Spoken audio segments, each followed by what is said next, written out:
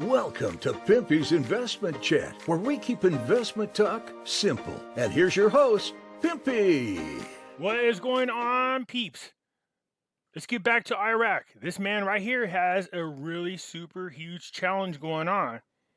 He's going to have to be really skillful on how he does his negotiations. Sadr is determined to build a national consensus government. This isn't what's been going on since 2003. This is a different approach that Sadr is taking. And with good reason. If he doesn't align himself up right, everything could fall apart. This is why people are paying such close attention to what Sadr is doing. This has a lot of implications on what could happen in the country if Sadr doesn't play this out right. We're talking about the difference between it being a democracy or it becoming an Islamic state. So it talks about in this article, which is a really good one because it lays everything out really nicely. This is in a dramatic parliamentary session on January the 9th, the new Iraq parliament re-elected Halabasi for a second term as speaker. While the vote further widened intra-Shia division, it also revealed Shia cleric Sadr's ability to change political dynamics across Iraq. The Sadrist movement, the Sunni Taqaddum, and the Azim Alliance, the Kurdistan Democratic Party, and other smaller factions attended the session and voted for Halabasi and his two deputies. According to the Iraq Constitution, the parliament has 30 days from the session to elect country's new president, who will then ask the largest bloc in parliament to form a government. To date, there is no agreement between Iraq's main political powers. The post-2003 system in Iraq is centered on an informal power-sharing agreement amongst the Shia Arabs, Sunni Arabs, and Kurds. Under this informal system, the prime minister's post is reserved for Shia. The position of the speaker is reserved for the Sunnis. And the president is required to be a Kurd. So we know already Halabasi has been voted in as parliamentary speaker. We know that the choice for president is Saleh. That's not finalized yet. We also know that the prime minister that Sadr wants is indeed al-Kadhimi. So very, very delicate balancing going on here. It says Halabasi's election can be seen as a victory for Sadr's bloc over coordination framework, a bloc that is largely aligned with Iran. Today, the political representation of the Iraqi Shia community is clearly divided into two main blocs. The first is the Sadrist movement, of course, which is led by Sadr, one of Iraq's most visible post-2003 political leaders. The other Shia bloc is Coordination Framework, a loose coalition of mainly Shia parties that include two former prime ministers and other influential Shia political figures. So Maliki is one, and I believe the other one is, oh good Lord, what the heck was the name of the other prime minister? Abadi is the other one. It says the Sadrists claim nearly 40% of the seats won by the Shia in October. Due to the complex nature of the coalition, it is still unclear how many seats the coordination framework will command. Nevertheless, it appears that they will control at least 70 seats. As the largest single party in parliament, the Sadrists voted for re-election of Halabasi, while the coordination framework boycotted the vote. A similar division occurred amongst the Kurds. You had the KDP, led by Barzani, attended the voting, while the PUK joined the coordination framework in boycotting the vote. See, so you have issues going on in Kurdistan and issues going down over here in Iraq. Sadr described the vote as an important step towards forming a national majority government.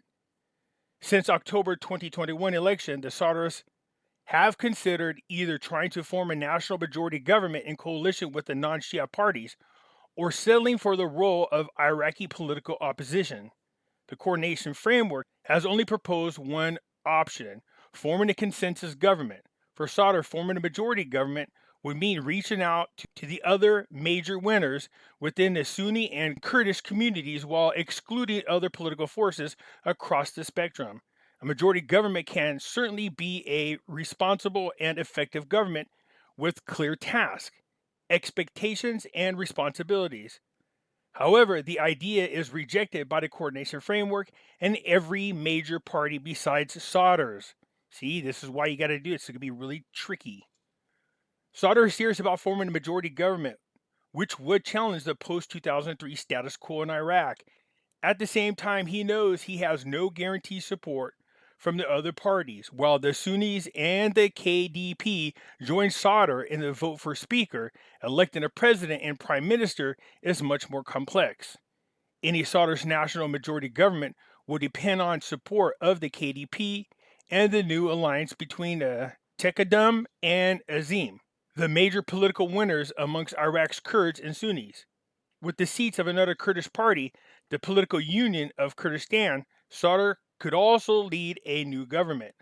On the other hand, Sadr could form a national majority government by dividing the coordination framework and gaining the support of Shia alliances such as the National Power of the State of Coalition and the Fatah Alliance. Sadr will face three key challenges in any attempt to form an alliance with the Kurds and Sunnis. First, though, an understanding between Sadr and Barzani and Halabasi existed prior to the election. Remember, we spoke about this. They worked out what kind of agreements and understanding they were going to have. This was prior to the election. Sadr's just keeping his word. It said the KDP and the Sunni parties have so far rejected the idea of forming an alliance with just one Shia bloc. In addition, former Prime Minister Maliki, the coordination framework's leader, has tried to create a new alliance in an attempt to increase the framework's seats. This has created a balance of seats between the two Sunni blocs, making it difficult for Halabasi to claim sole leadership or representation of Iraqis Sunnis. Finally, if Sadr does manage to obtain the support of the KDP and Halabasi, the Sadrists, the Shia component of the coalition, will not constitute a majority, making it the first government not to dominate by Shia since 2003. This will make it a struggle for the coalition to win the support of the Shia community. It said these challenges make it more likely that Sadr will try to reach out to Shia powers within the coordination framework to form a Sadr-led consensus government. The Sadrists may also consider settling as the opposition. The latter option may hold some appeal for Sadr, who has always presented himself as a renegade who holds the government in Baghdad to account. You like that? That's what I'm talking about. That's why Maliki is freaking out. Sadr supports, who do not question his choices, may see Sadr as a true leader who sacrificed political power for the sake of the nation. This will not be the first time that Sadr threatened to leave a government and join the opposition. What is different today is the Sadrists hold over 70 seats and could gain the support of smaller factions in order to create a sizable opposition bloc. If Sadr decides to take this path, he will create the most significant opposition force in the post-2003 Iraqi political system. However, there are significant barriers that likely outweigh and perceived benefits of forming an opposition coalition. If Sadr does form an opposition coalition, it would only be because he has been prevented from forming a majority government. Considering the personal rivalry between Maliki and Sadr, this outcome will have broader implications for Sadr image and credibility. So what is Sadr's issue with Maliki? Right here. Sadr blames Maliki, who headed the government for 2 consecutive terms from 2006 through 2014, from rampant corruption and acts of violence in the country, in addition to the ISIS invasion of a third of Iraq. This is his issue. I told you, once Sadr gets into power and he gets Al-Qademi in there, he's going to open up those corruption files. He's going to go after them. You just read up there where Sadr does keep the government accountable. This is why Maliki is having a fit. Losing out on the ability to make an appointments for the thousands of senior and special posts in the Iraqi government may also make Sadr hesitate to form an opposition coalition. Controlling these appointments allow politicians to direct national policy and advance their own political, ethno-sectarian, and economic interests. Being in opposition would prevent Sadr from taking advantage of this opportunity. While Sadr enjoys a disciplined base and can afford to change his position without losing support, He knows that the victory was largely due to the Sadrists' skillful handling of new electoral laws. While they gained 19 seats in the recent election, their share of the popular vote decreased significantly. For many political activists within the Sadrist movement, especially those who worked hard during the election campaign, being in opposition would prevent them from reaping the rewards that they believe Sadr owes them. Lastly, if Sadr is not included in the next government, the coordination framework and the militia aligned with it will dominate Iraq. This would allow the militia to continue operating outside Iraq's security forces without facing pressure from the government.